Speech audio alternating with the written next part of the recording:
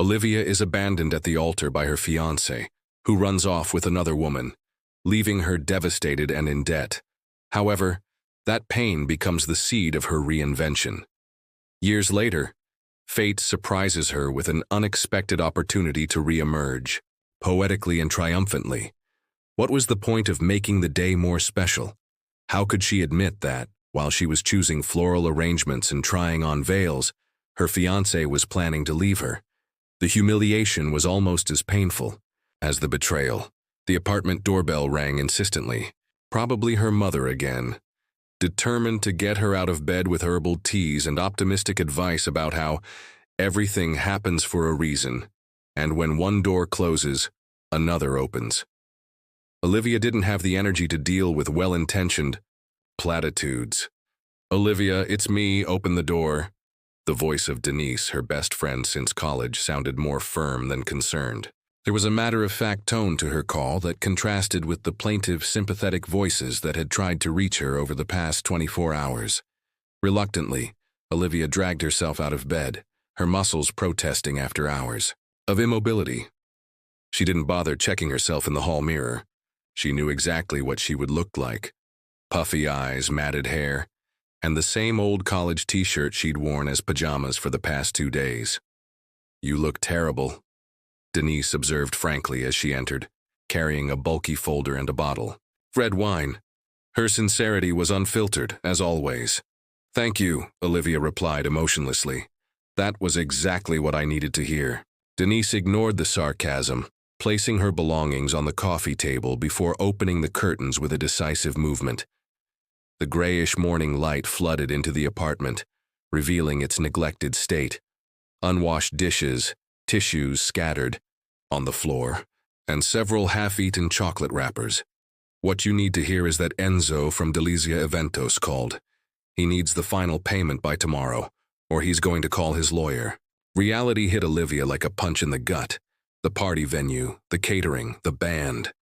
All the expensive vendors Eduardo had insisted on hiring, promising he'd take care of the final payment. "I don't have that money," Olivia murmured, sinking into the couch as if her legs had suddenly lost all ability to support her. Eduardo said he'd use his year-end bonus to cover the last installment. Denise's silence spoke volumes. Eduardo hadn't just abandoned her emotionally, he'd left her with crushing debt that her junior marketing manager's salary could never cover. In time. "How much?" he finally asked, his voice barely audible. 28,000. The number hung in the air like a financial death sentence. All the money Olivia had saved over the past few years barely amounted to half that amount. Her emergency fund, carefully built penny by penny, would be completely devoured, and she'd still be left owing an impossible sum to pay in the short term. "I have another piece of news," Denise continued, opening the folder she'd brought with her. "Remember that job offer in Capital City you turned down last month? The position is still open." Olivia frowned, remembering. Vertex Marketing had offered her a tempting position. Better salary, opportunities for growth, international projects. But Eduardo had been vehemently opposed to the idea, arguing that their relationship wouldn't survive the distance. How ironic, considering they hadn't survived even living 10 minutes away from each other. "They would double your current salary," Denise explained, showing the updated proposal. "And they offered a sizable advance for moving expenses." "How did you get this?" Olivia asked, genuinely surprised for the first time in days. "I've been working in the industry for 15 years, dear. I have connections." Denise paused briefly. "I called Marcus at Vertex yesterday after the incident. I explained that your circumstances had changed." The first emotion other than grief Olivia felt in days was a pang of indignation. "You used my personal disaster as a bargaining tactic?" "I used your sudden single status as a relevant update on your availability," Denise corrected, unfazed. "And it worked. They want you there next week." Olivia looked again at the abandoned dress, the apartment full of shattered dreams, the wedding invitations that would never be sent. Would the advance cover the debt owed to the salon? With some adjustments, yes. The decision formed slowly in her mind, like crystals in a saturated solution. There was nothing keeping her in this city except memories she'd rather forget. When? Do I need to give the answer? See you tomorrow at noon, Denise replied, a faint glimmer of victory lighting her shrewd eyes. Just enough time for one last sip of self-pity before we move on. That night, as she packed only the essentials, leaving behind anything that reminded her of Eduardo, Olivia found the small velvet ring box. Inside, a handwritten note she'd prepared to give him at the altar. To my future, my companion, my safe haven. I love you forever, oh. With a deliberate motion, he tore the paper into tiny pieces, watching them fall like sad confetti onto the carpet. Capital City. A new beginning. A path I'd never planned, but now seemed like the only possible. Way out. Debts and decisions. The next morning dawned gray and rainy, as if the weather was trying to match Olivia's mood. With red-rimmed but determined eyes, she dialed Enzo, the Delizia Eventos coordinator, mentally preparing herself for a difficult conversation. Miss Torres, I was just going to call you. Enzo's sharp voice echoed through the speaker. I assume you have some news about the pending payment. About that, I need to discuss some options, Olivia began, striving to maintain a professional tone. As you know, given the circumstances, personal circumstances don't alter signed contracts, Miss Torres, Enzo interrupted coldly. The event was cancelled with less than 48 hours' notice. The clauses are clear. I fully understand. The terms, Mr. Delizia. I'm not trying to shirk my responsibility, Olivia replied, noticing how her spine automatically straightened. I'm requesting a reasonable payment term or an installment plan. I'm sorry, but we've already been excessively patient. We need full payment within the next 24 hours or we'll have to take legal action. After 15 minutes of tense negotiations, Olivia reached an agreement. She would pay half immediately and the rest in 2 weeks, with a penalty of 5% interest. It wasn't ideal, but at least she would avoid a lawsuit that would permanently ruin her credit history. As she completed the bank transfer that practically emptied her savings, a cold feeling settled in her stomach. 3 years of careful financial planning had disappeared in an instant due to an event that never happened. Her phone rang. It was Denise. Did you talk to Enzo? Yes. I got 2 weeks to pay the rest. Perfect. Just enough time to process your Vertex advance. Have you sent your response yet? Olivia stared at the email she'd drafted but hadn't yet sent. She just needed to press send to start a whole new life in the capital city, far from her hometown, far from the sympathetic faces and curious glances, far from the possibility of running into Eduardo and Camilla at some restaurant or mall. Not yet. What are you waiting for? This is a rare opportunity, Leave. The universe is giving you a way out. What if I'm running away instead of moving forward? Olivia asked, verbalizing the thought that had been swirling around in her head all morning. My family is here, my friends, my professional network. There's also Eduardo, Denise pointed out pragmatically, and the entire city that knows you were left at the altar. Do you really want to rebuild your life under that shadow? The calculated cruelty of the question made Olivia flinch, but she acknowledged its validity. News of her cancelled wedding had spread like wildfire through the local small business community. Even if she managed to overcome the personal humiliation, the professional stigma could haunt her for years. You're right, he finally admitted, hitting the send button. It's done. Excellent. The satisfaction in Denise's voice was palpable. Now what do we do with all your things? I've decided to take only the essentials. Clothes, documents, some books, the rest. I don't want it. Even the furniture, the crockery you bought piece by piece, the paintings you chose so carefully, Olivia looked around, taking in the small apartment she'd decorated with so much love over the past 3 years. Every object seemed tainted now, every corner steeped in memories she'd rather forget. All. The decision, once made, brought with it a strange feeling of lightness. As if by letting go of his material possessions, he could also let go of the pain. I can organize a liquidation sale, Denise offered, her practical mind already calculating possibilities. With luck, we'll get enough to cover some of the remaining debt. Do what you think is best. I trust you. While Denise was making lists and taking inventory, Olivia's phone buzzed with an email notification. It was a response from Vertex, confirming their acceptance and providing details about the salary. Advance. The sum was exactly what she needed to cover the remainder of her debt to Delizia Eventos, with a small margin for moving expenses. A coincidence too perfect to be a coincidence. Did you tell them exactly how much I needed? He asked Denise, showing her the email.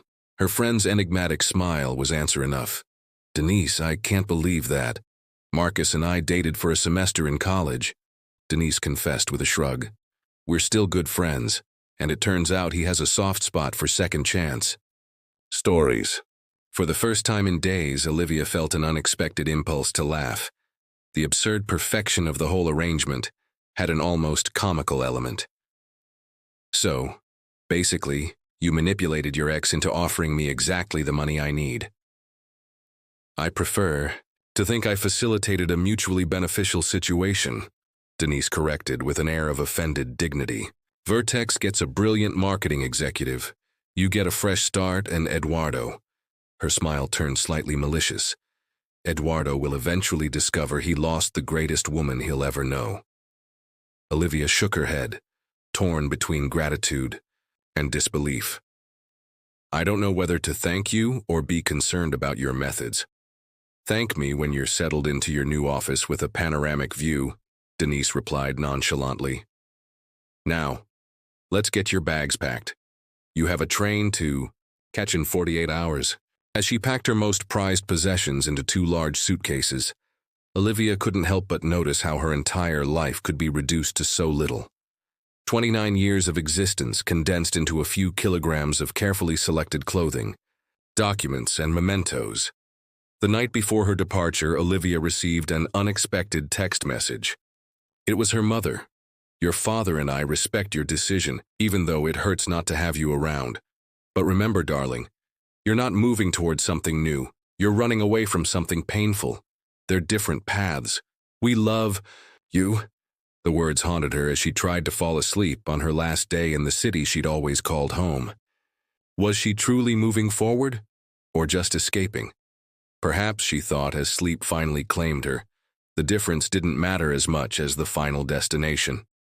The apartment in the capital city was significantly smaller than the previous one, in a noisy neighborhood far from the city center. The thin walls let in the sounds of neighbors, the incessant traffic, and the frenetic pace of a metropolis that never fully slept. For Olivia, this felt strangely comforting. The silence would have left too much room for unwanted thoughts, for memories she was desperately trying to put behind her. The constant noise kept her mind occupied, even during the darkest hours of the night, when loneliness threatened to suffocate her. Torres, I need that presentation by the end of the day. The imperious voice of Ricardo Mendez, her new boss, echoed through the open plan office, eliciting sympathetic glances from her colleagues toward the new woman. Unlike her old job, where she had cultivated friendly relationships for years, here she was simply another anonymous face in a sea of ambitious professionals, and that was exactly what I needed. Ricardo was demanding, impatient, and completely indifferent to her personal life, exactly what Olivia was looking for. No pitying glances, no hushed conversations that ceased when she approached. Just work, challenges, and clear expectations. It's ready, Olivia replied, emailing the file. I've included an additional section on strategies for the Latin American market. Ricardo raised his eyebrows in surprise. I didn't ask for that. Consider de bonus, she replied simply, already focusing on the next task. This was her new method of survival, working beyond expectations, filling every waking moment, collapsing into bed only when exhaustion made it impossible to think of Eduardo and Camilla together. Work had become her refuge, the only space where she could exist without carrying the crushing weight of humiliation and a broken heart. Weeks turned into months. One day merged into the next in a monotonous but predictable routine. Wake up, work, sleep, repeat. Weekends were spent studying marketing trends, analyzing competing campaigns, preparing unsolicited proposals that invariably impressed Ricardo Torres to my office. 3 months after her arrival, Olivia found herself sitting at Ricardo's impeccably organized desk, anxiously awaiting what she sensed would be a scolding for some inadvertent error. Instead, she found her boss unusually contemplative. "Do you know why I hired you?" he finally asked, studying her with a disconcerting intensity.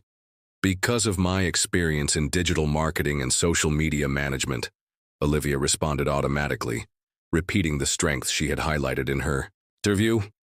Ricardo gave a short, humorless laugh. "I have 15 candidates with similar credentials. I hired you because Marcus Vega personally recommended you, and Marcus never recommends anyone unless they're exceptional." Olivia tried to maintain a neutral expression, although internally she was once again grateful for Denise's intervention. However, Ricardo continued, "I must admit I had my doubts. Personal references are often imprecise." "I understand," Olivia replied cautiously, unsure where the conversation was heading. "I don't have them anymore." Ricardo slid a folder across the desk. "This is the new international expansion project the company is considering. Normally, a project of this magnitude would be assigned to someone with at least 5 years with the company." Olivia opened the folder, quickly flipping through internal documents detailing an ambitious strategy to penetrate foreign markets, starting with neighboring countries. "So?" he asked, not fully understanding what Ricardo was implying. "And I want you to lead the team." The statement hit the small office like a bombshell. "Promotion, salary increase, your own team. Specifically, a team focused on this international expansion that you, apparently, had already begun planning on your own." Olivia blinked, momentarily speechless. It was true that her additional reports of the past few weeks had included international market analyses and cultural adaptation strategies, but she never imagined Ricardo had read them so carefully. "Are you sure? I've only been here 3 months. I'm sure that if I don't offer you this promotion, some competitor will in the next 6 months, Ricardo responded with business pragmatism. "I recognize talent when I see it, Torres, and I also recognize when someone is using work to avoid facing something." The observation, so accurate and direct, caused Olivia to visibly tense. "I'm not judging," Ricardo continued, noticing her reaction. "We all have our methods for dealing with whatever life throws at us. Work is one of the most productive, but eventually, you'll have to find a balance." An hour later, Olivia walked out of Ricardo's office with a dazed expression. Promotion, raise, leadership of a new team focused exclusively on international expansion, the project she had voluntarily taken on beyond her normal responsibilities. "Obligatory celebration," declared Luisa, the analyst with whom I'd established a budding friendship over the past few months. "Friday, Zeka's bar, no excuses." "I'm not much of a party person these days." Olivia tried to excuse herself. "Who mentioned partying? I mentioned drinking. A lot of drinking." Luisa smiled determinedly. 3 months is the medically recommended limit for morning scoundrels. After that, it's a waste of perfectly functioning brain cells. In less than a year, Olivia Torres had crossed the chasm between emotional collapse and professional recognition. From being the bride abandoned among the petals of a ceremony that never happened, she had become a respected strategist, leader of international projects, and now, with a corporate jet waiting for her, the key player in a multi-million-dollar deal.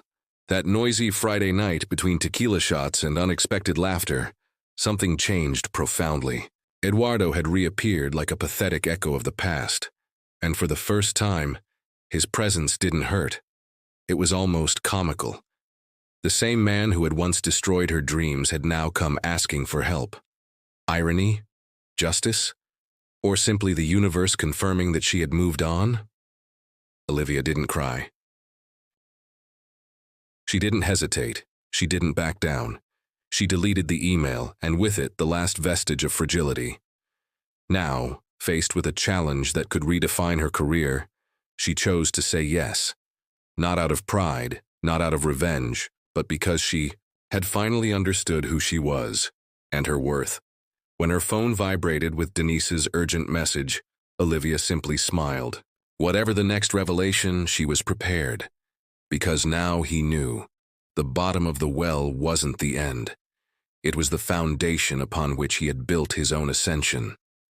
And this time, there was no empty altar. There was a place reserved at the top. For her.